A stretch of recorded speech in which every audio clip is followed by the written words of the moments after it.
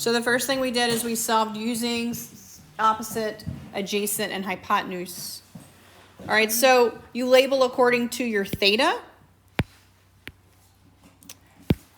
So if this is my theta, then my opposite is over here. My adjacent would be here. My hypotenuse is always across from my right angle. Sine is opposite over hypotenuse. I do not have my hypotenuse, so I need to use Pythagorean Theorem to solve. So I'm going to say 11 squared plus 4 squared of 3 squared equals my hypotenuse squared. And you're doing this in exact values, so you're going to want to leave it in radical form. So when you do this, in this case actually it's perfect because 169 has a perfect root. So my hypotenuse is 13 here. So if I were going to do opposite over hypotenuse, my final answer would be opposite over hypotenuse. If it did not have a perfect root, use your factor tree to solve. Okay. For the next set, they actually want you to find the angle. So you were finding exact values, meaning I want the ratio. Below, they've given you what you have, and they actually want the angle. So I would label this, again, based on where that angle is. This is opposite. This is adjacent. You actually don't need your hypotenuse here. Just label the ones that have a number with them. And then you're like, which one deals with opposite and adjacent? Which of my 3 trig functions deal with opposite and adjacent? So the tangent of theta should equal opposite over adjacent. But I'm looking for my angle, which means in your calculators, you're going to use your inverse. So the inverse of opposite over adjacent, or opposite divided by adjacent, should equal my angle. And they want that rounded to the nearest tenth. So you're going to say 44.7 degrees. Make sure you are in degrees here. We're looking for degrees, not radians. Constantly make sure you are in the right mode.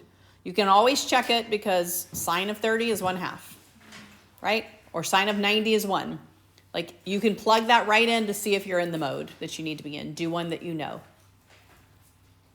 So once again, you are using SOHCAHTOA. Based on this angle, you want to label your sides. So based on this angle, this is always hypotenuse. This is right here is part of the angle, so this is adjacent. And you are going to say which trig function deals with adjacent and hypotenuse? The cosine.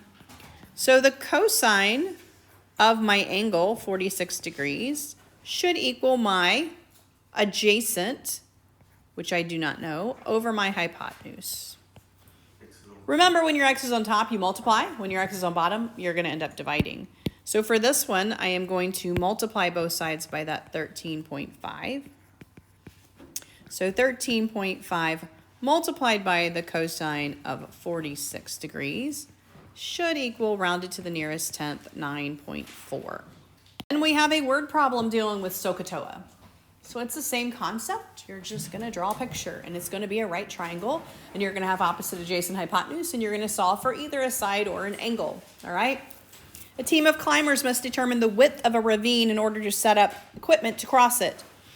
If they walk 25 feet along the ravine from their crossing point and sight the crossing point on the far side of the ravine to be a 35-degree angle, how wide is the ravine? All right, so they are walking along a ravine, and so they start at some point here, and they walk along the ravine for 25 feet. All right. So from their crossing point. So they walk 25 feet from their crossing point. And so they have decided to go this far, and then they're going to look back at their crossing point on the far side. So if they started here and they walked 25 feet this direction, and then they looked back across here to their the other side of where they started to see, okay, I'm walking along and then I'm going to turn back around and say, okay, where's my crossing point across the ravine? All right. And that angle is 35 degrees. Okay, that angle is 35 degrees. So this guy here is 35 degrees. Okay, so then they want to know how wide is the ravine, which is from where they started to where they're looking. How wide is the ravine? That's this right here. So this is what you're solving for. Okay. So I am going to base this on this 35-degree angle. And I'm going to say, well, this is opposite.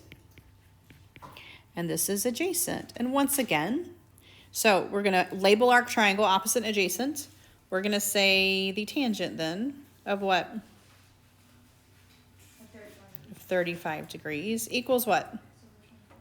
X over 25. All right.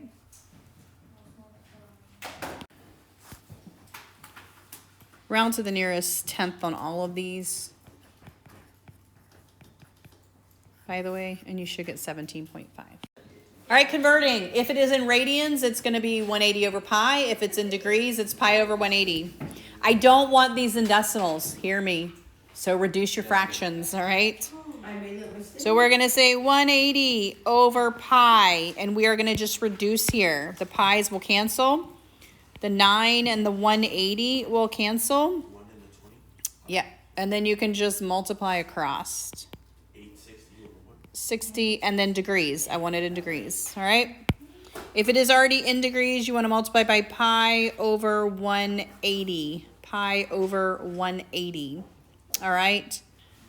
And then you want to reduce. And if you can't see that it's going to reduce by something larger, you can start with something smaller. But you can automatically do your zeros here, you know. And then you can see what goes into 18 and into 69, right? Like 3 will go into both, right? And then you're done. Now I will say the biggest mistake here is going to be this negative that people forget is there. If you started with a negative, your answer will be a negative on these. So we have negative 23 pi over 6 for this guy. So arc length, that's on page 235. Your formula there is just radians times theta. And then I think it's actually 2 pages over. Yeah, 237 is your sector area. They do an A there. Now, for both of these, that theta must be in radians. So you'll notice it was given in degrees.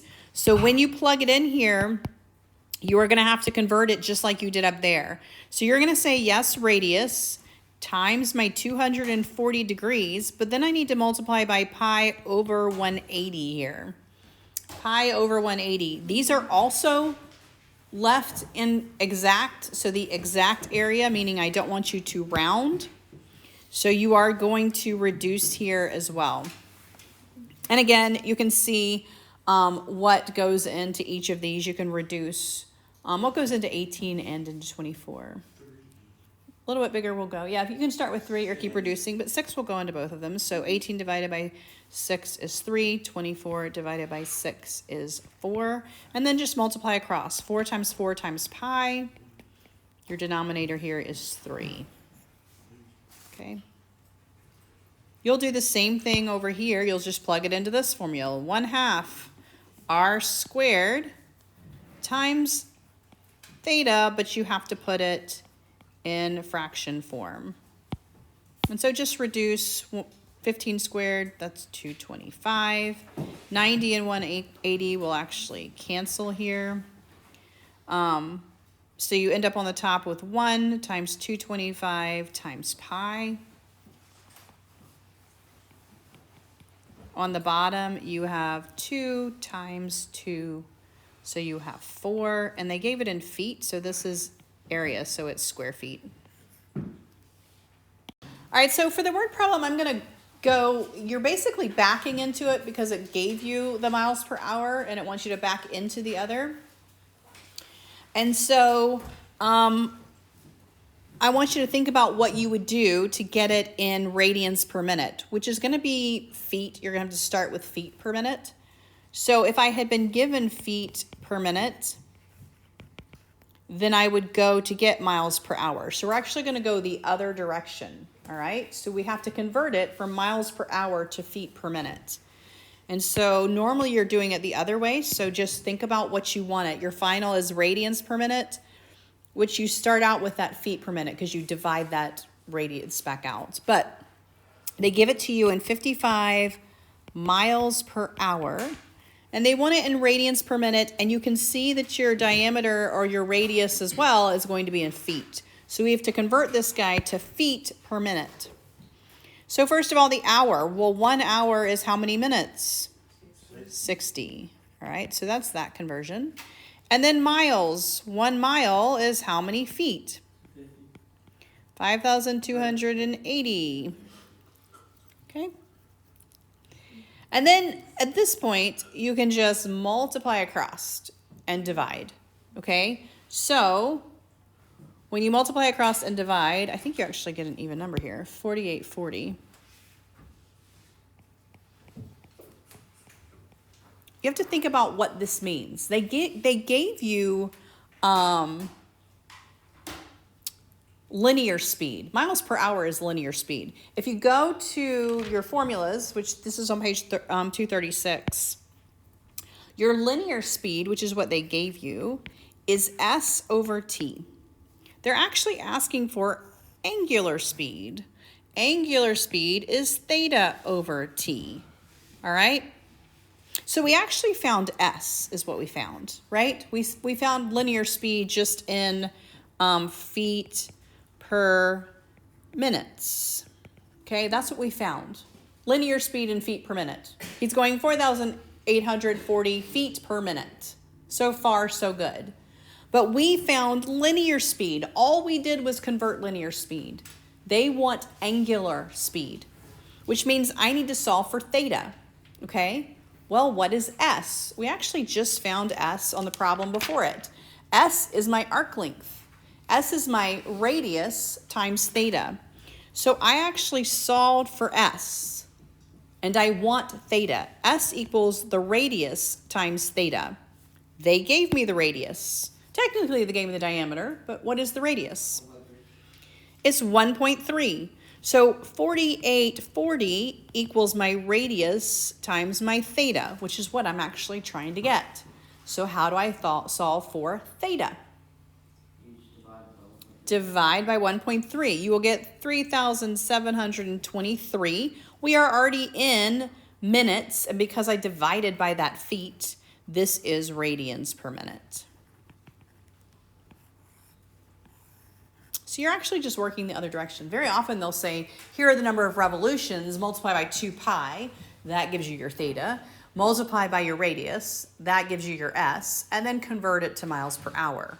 We just did it the other way. They gave us miles per hour. We needed it in minutes. And then we needed to divide out our radius because we really just want our theta there. They're asking, how many angles did you turn in a minute? How many angles did you turn in a minute? Any point on a coordinate plane. Now remember here, instead of SOHCAHTOA, we use basically the same concept here. We use our x's and y's. So sine is going to be y over r. Cosine is going to be x over r. Tangent is going to be y over x. And then we have our inverses, right? Our inverses are just the flip of those, okay? It wants cosecant. So it's going to use our y and our r because our cosecant is just r over y. All right? So what did they give us? Well, they gave us x and y. Pythagorean theorem is how I find my r, correct? So I'm going to say negative 9 squared plus 18 squared equals r squared. All right? So, and this one I think is being left in radical form, I think it's asking for the exact value. Yeah, so unless it says round it, you definitely want to do the exact value here. 81. So we're going to say 81, right? And then this is going to be what, 505? 405? Not 405. 405. All right. And then you just want to simplify it. So 5, it's pretty easy, right? 9 square root of 5. So my r equals 9 square root of 5. All right? My cosecant is r over y. So I'm going to take the r and put it over my y. And then I can just reduce my 9 and my 18. So I'm going to get square root of 5. Ooh, that's an ugly square root. Square root of 5 over 2. All right. So for these, you need x, y, r. And then you're just doing basically SOHCAHTOA, right? But it is y over r, x over r, y over x, instead of opposite over adjacent, etc. Your y is your opposite, your adjacent is your x, your r is your hypotenuse. Okay. So you will find the closest degree to your x, 60 degrees. You will figure out what your trig function is for that reference angle, and then you will determine is it positive or negative based on what your angle is, where it's located, in what quadrant. You have to do a secant or a cotangent. Think of it as sine over cosine, okay? So if I'm doing tangent, tangent is, remember, y over x, so that's actually your sine value over your cosine value. So if you ask for tangent, you're going to say they gave me, 60, 1/2 over square root of 3 over 2, and then keep, change, flip. Okay. So you really just have to know your sine and cosine. It's just think about your tangent being sine over cosine, your cotangent being cosine over sine. Okay. And then for your secant and cosecant, if you know your sine, just reciprocate it. So just flip it. So if they want cosecant, then find your sine and flip it upside down. If they want secant, find your cosine and flip it upside down. Okay. All right, let's look at this. All right, so you're going to ask for 4 things here. Amplitude. Amplitude is the number in the very front. So if you don't see one, it's going to be a 1. You should always have an amplitude. There should never be a time when it's like none. Okay? Phase shift or vertical shift, well, vertical shift even asks for midline, but phase shift, you could potentially say there is no phase shift, right? Period. This is going to be 2 pi, yes, over the absolute value of b. So in this case, b is the number in front of theta, which is 1/3. So 2 pi over 1/3, keep, change, flip, it is 6 pi. Phase shift. The only thing I saw in your quizzes is you did not negate this. When you did your quizzes, some of you didn't negate it, and so you went the wrong way, okay? More than one person. So you want to negate that negative 7 pi over 6 over 1/3. Again, you're going to keep, change, flip here. So when you do this, you are going to say negative 7 pi over 6 times 3 over 1. So that's going to be negative 7 pi over 2. On your review sheet, it'll say left or right. You're welcome to write left 7 pi over 6, which means negative, or right 7 pi over 6, which means positive. Negative 21. All right. Oh, I was like. All right, midline. 1. Midline is the D, so it's always a line. Y equals 1 is your midline here. Okay? So then we're going to graph these. I always start with my midline, just because it's the easiest one here to graph. So we are going to graph. Let me see if I can fix him. He's a little crooked. We're ending. All right, so we're going to draw our, okay, my crooked midline here. Come on, turn. Is it a dash?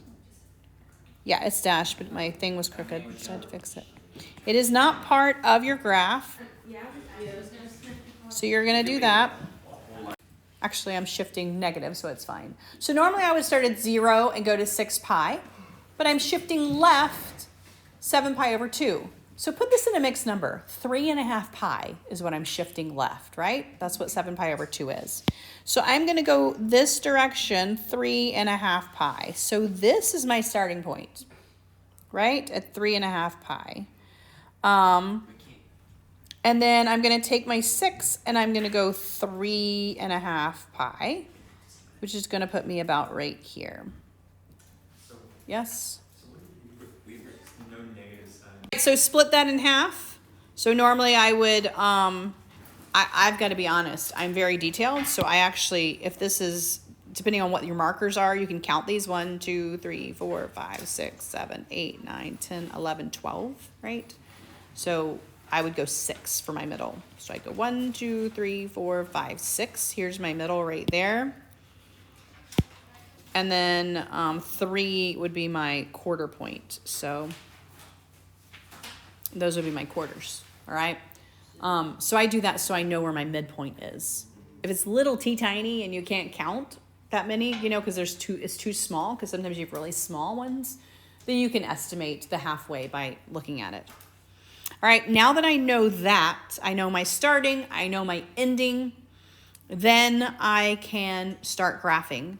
Now I'm going to look at what type of graph I have. I have a sine graph. So this is going to tell me, where do I start? Where do I go from here? Where do I end? Sine always starts at your midline, right? This is my starting. This is my midline. My first quarter goes to my highest point based on my amplitude. My amplitude is 1. So I'm going to go up from this line. My halfway point is back at my midline. 3/4 is down. And then I go back to my midline. And then you graph.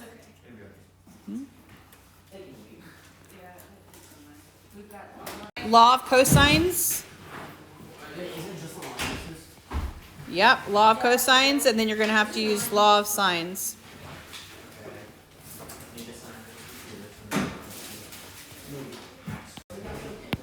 So for this one, I would actually do C. For this particular triangle, you will want to write the equation this way because the angle that you have is angle C. So you want to use that side to solve first. Once you have figured out which variable you are going to have out here, then you need to set it up accordingly. If this is the side you're looking for, this must be the angle that is opposite. So for this particular one, we are looking for C. So we are going to fill in our A, which is across from our A side, 25 squared. Our B, which is across from our B angle, 21 squared minus 2 times A times B cosine of 95 degrees. Now you can do this in your calculator, or you can do it out so that you can see each step. And you are just at this point solving. So as you do each piece of this,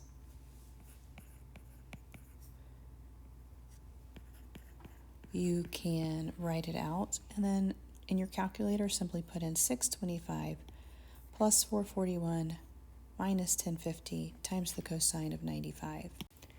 Now that will give you 1,157.5, but remember that is C squared. So to find C, make sure that you take your square root of C squared here. So square root of both sides. This will give you a side length of 34. So this is asking us to solve the triangle. We now have all three sides. We have A, that was given to us. We have B, that was also given to us. And now we have solved for C. We also have to find all three of the angles. The only angle that they gave us was C. So we have that angle C is 95 degrees. Now that we have actually solved for C, the side, we can move on and use law of sines. Remember, law of sines says that the sine of C over the length of side C will equal the sine of A over side A, which is 25. So at this point, we can just do our cross multiplication. 25 times the sine of 95 equals 34 times the sine of A. Since we're solving for A, we'll divide both sides by that 34.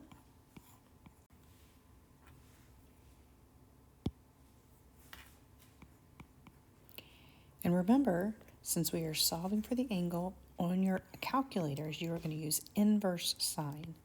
So the inverse sine of 25 times the sine of 95 divided by 34 will be your angle.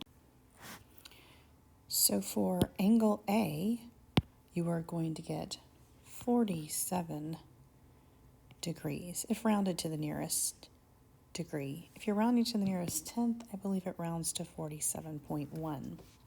Now, keep in mind at this point, you have 2 out of 3 angles. So you can simply take 180 and subtract your 47.1 and your 95 to get your third angle. And you have solved the triangle at this point.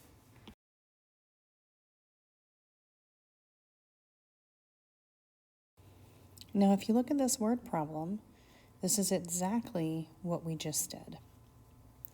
It says a pilot is flying from Columbus to Atlanta, which is a distance of 448 miles.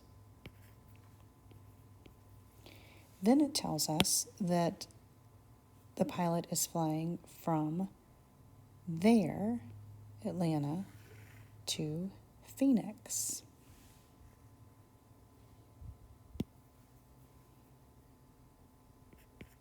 Which is a distance of 1,583 miles. At that point, they are flying from Phoenix back to Columbus, which is a distance of 1,667 miles. They want us to solve for the angles. We have 3 sides. You are going to use the law of cosines here. You will solve for one of the angles. Once you have one of the angles, you can use the law of sines to solve for a second angle. And once you have 2 angles, you can have 180 minus the 2 angles that you have to solve for the third angle.